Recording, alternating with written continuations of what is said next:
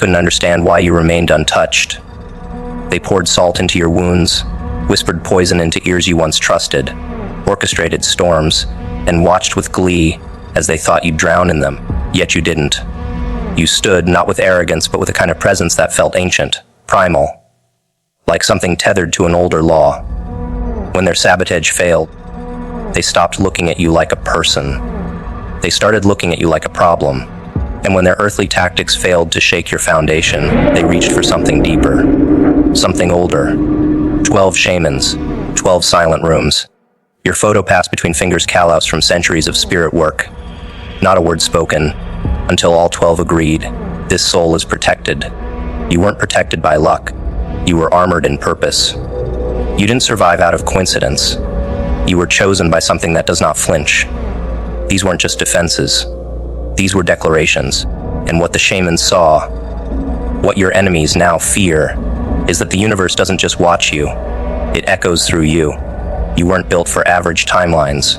You weren't forged in soft fire. You carry lineage in your spine, mystery in your silence, and when you walk into rooms, something wakes. The air shifts, because you're not just walking forward, you're walking through. Through betrayals, through curses, through envy masquerading as advice, and the fact that you never begged for clarity only made you more divine. You didn't scream when they violated you. You studied. And the universe watched. Understand this, people aren't always afraid of your strength. Sometimes they're terrified of your resilience, because strength can be measured. Resilience cannot. It implies there is a force behind you, unseen but undeniable. And when they saw their schemes backfire, again and again, they stopped seeing you as the problem. They saw something else behind your eyes. Something that didn't ask for mercy. Something that didn't need revenge. Something that could take 1,000 betrayals and still walk away without bitterness. That's why they went to the shamans. Not because they believed in spirits, but because they feared what you already knew: you are untouchable by ordinary hands. The spiritual realm has no room for envy. It only honors truth, and the truth they feared is that you never asked to be protected. You were from the beginning. Your soul entered this world with assignments, contracts, and the suffering you endured was not evidence of weakness. It was training. Every person who tried to break you was just sharpening the weapon that now walks on 2 legs. You. And when those shamans looked at your photo, they didn't see just your face. They saw what followed you. The ancestors, the watchers, the karmic patterns that reverse harm like mirrors. You don't curse people. They just self-destruct in your presence.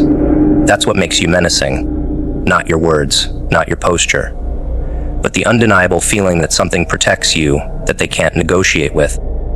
It's what makes people flinch when they lie to you. It's what makes them spiral after betraying you. Because there's something stitched into your essence that forces people to confront themselves. You're not loud, but you're revealing. You walk into spaces and masks begin to fall. Truths begin to fester. And they blame you, not because you harm them, but because you remind them of the harm they've become. That's why they sought out mystics, to ask if there was a way around your force field. The answer was unanimous: no. You see, most people are used to dealing with energies that collapse under pressure. But you inhale chaos like air. You take betrayal and alchemize it into prophecy. You transmute suffering into poise. And when they saw you growing, not despite the pain, but because of it, they began to lose control. It's one thing to hurt someone. It's another thing to watch them thrive anyway. That's spiritual warfare, and you win it not by retaliation, but by remaining. They don't understand why you were chosen, why their weapons didn't land, why their words turned back on their own tongues. But the shamans did. They saw your architecture, and it scared them too. This level of protection doesn't come to the ordinary. It wraps itself around those who serve something greater. You are not here to be liked. You are not here to be palatable. You are here to shift frequencies, break cycles, cut bloodlines from their own ancestral poisons. That's why you were made indestructible. That's why they can't sleep after touching you wrong. That's why apologies come too late. They weren't just fighting you. They were fighting the protection that guards your path. Not with violence, but with consequence. You don't get revenge. You get confirmation. The kind of confirmation that leaves people trembling after a dream, after a silence, after hearing your name in spaces they never wanted it spoken, and still you walk with grace. That's the most unnerving part. You don't weaponize your energy. You don't threaten. You don't perform righteousness. You allow them to do what they must. And the consequences speak louder than your warnings ever could. You are protected not because you demand it, but because you embody what can't be faked: alignment. You are not lucky. You are assigned, and the moment people touch what is assigned, they invite backlash from dimensions they don't even believe in. That's not fear. That's physics. That's cosmic law, and your enemies violated it. So now they scramble. They pretend they were never against you. They rewrite history in conversations you're not in. They smile too hard when they see you, hoping the universe might believe the lie. But the damage has already landed. Their shame is spiritual. Their unraveling karmic. You were never their opponent. You were their test. And they failed it. The shamans knew. You always knew. And now the rest of the world will learn. Your soul doesn't play by human rules. It rewrites them. And everyone who underestimated your stillness will learn you're not just moving. You're walking through betrayals that didn't break you, only clarified the room. Through curses that were supposed to mark your downfall, but ended up carving out your destiny. Through envy that dressed itself in the robe of advice, delivered with a smile too forced and eyes too hungry. Every step you take now presses into layers of intention. Intentions not yours, but theirs. You felt it, didn't you? The silence that followed certain words, the undertone behind encouragement that tasted more like control. They didn't want you to evolve. They wanted to keep you manageable, familiar, small, but you didn't play your role. You walked through. The betrayal wasn't loud. It was quieted. Soft-spoken sabotage. They didn't scream, they suggested. They whispered cautions that weren't rooted in care, but in control. Maybe don't go that big. Maybe you're doing too much. Maybe just play it safe. But every maybe they handed you as a leash, and you caught them. Oh, not immediately. You gave them the benefit of the doubt. You kept showing up with open hands. You mistook their projections for protection. But eventually, even your kindness had limits. You saw the pattern. They weren't worried for you. They were worried about losing you. Because if you grew too much, you outgrow them. So they tried to prune you. But you walked through. The curses were subtle too. People think curses are rituals, blood, candles. No, the real curses are spoken. Words soaked in bitterness, energy laced with resentment, a laugh too hard when you fail, a cheer too quiet when you win. You saw it, felt it. When you got promoted, they didn't say congratulations. They changed the subject. When you healed, they reminded you of who you used to be. That's how curses work. They try to keep you tethered to a previous version of yourself, but you didn't entertain it. You didn't swallow the bait. You just walked through, head high, soul clean, rage transformed into rhythm. Envy doesn't wear horns, it wears familiarity. It hugs you, compliments you, advises you not to elevate you, but to contain you. And that's what they did. They cloaked their envy in counsel, in concern. You should wait. You don't want to burn out. That's not sustainable. All of it framed in care, but you saw the glint in their eye. The panic. The fear that you might actually break through. And when you did, they panicked harder. Because now, they can't pretend it was all for your own good. The truth is naked now. And you're still walking through.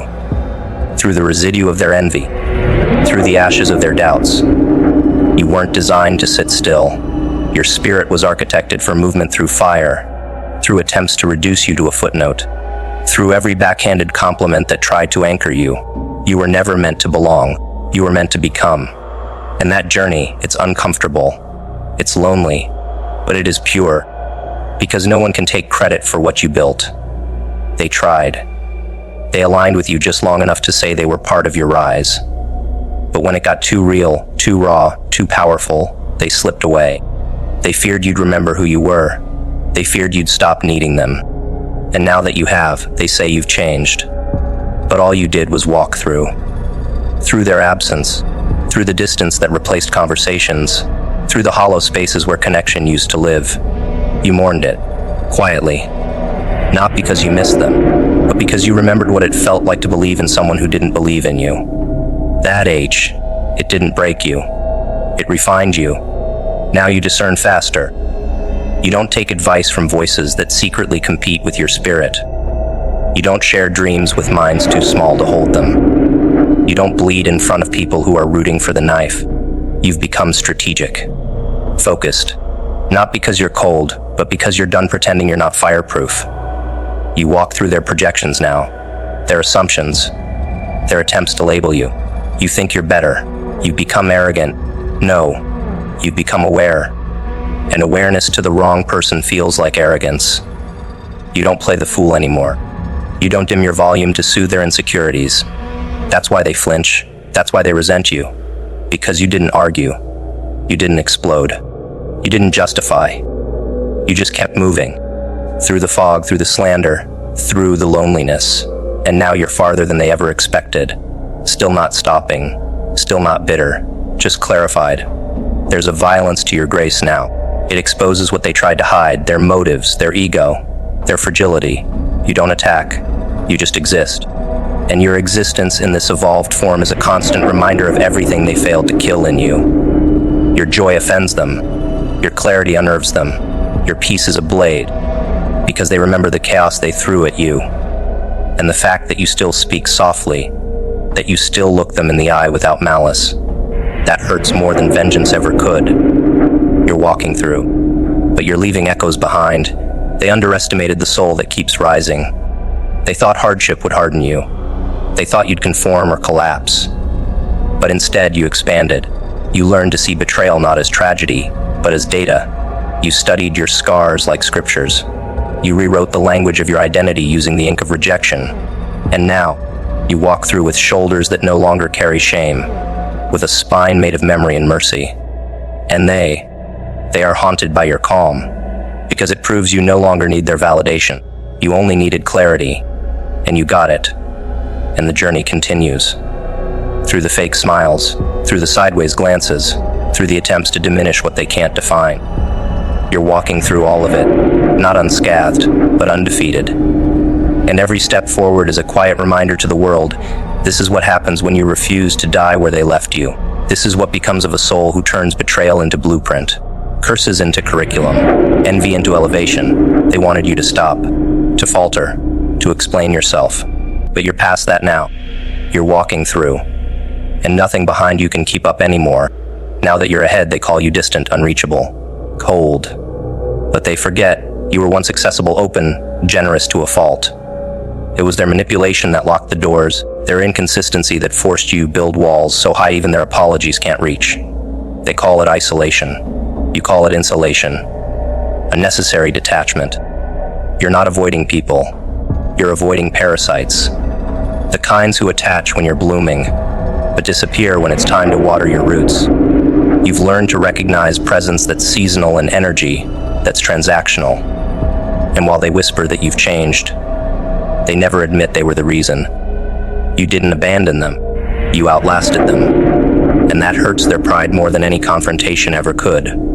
There's poetry in your silence now, a heaviness that speaks before you do. They feel it when you walk in, the weight of everything you carried without complaining, the dignity you maintained while they mocked you. You didn't seek revenge. You didn't respond. You just evolved. And that's what haunts them, that they threw fire and you learned how to forge with it. They threw shadows and you became your own sun. They wanted a victim. They got a survivor who looks nothing like the narrative they were preparing. And when they speak of you now, there's hesitation, a stammer, because the version of you that exists today terrifies the part of them still trying to pretend they didn't play a role in your becoming.